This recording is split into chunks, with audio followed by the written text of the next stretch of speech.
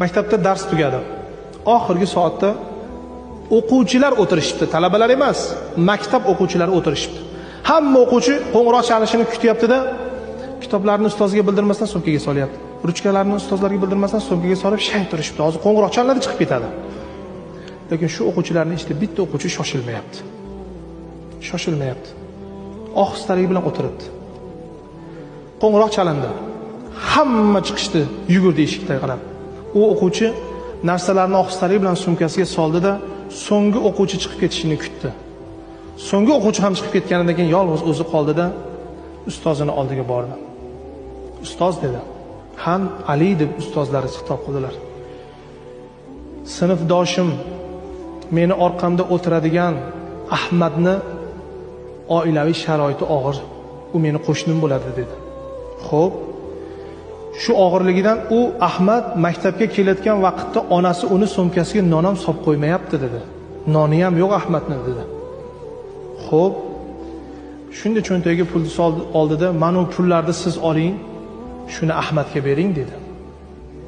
Ahmadga bering. Bu yerda har bir kunga bitta teshik kulchani puli bor.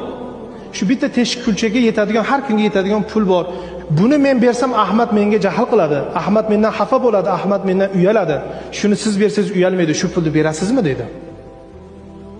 Ustoz hayron qoldi. Ustoz hayron qoldi. Ey Ali, chunki Alining hayotidan ham ustoz xabardor edi-da.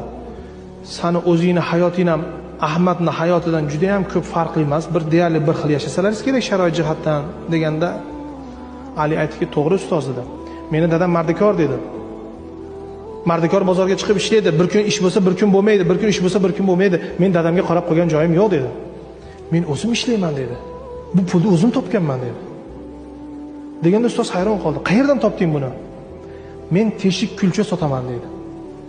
"Men shu teshik kulchani sotaman, shu teshik kulchadan orttirgan pulimni men olib keldim bu yerga" dedi.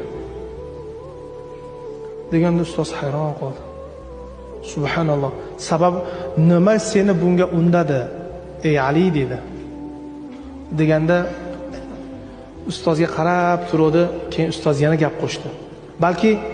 Balki ey Ali yaxshi o'qib, chiroyli o'qib, katta odam bo'lib, balki boy bo'lganingdan keyin shu ishlarni qilasan. Hozir erta emasmi senga dedi. Ali aytdi, "Yo'q" dedi. "Meni bu ishni qilishimga 3 ta narsa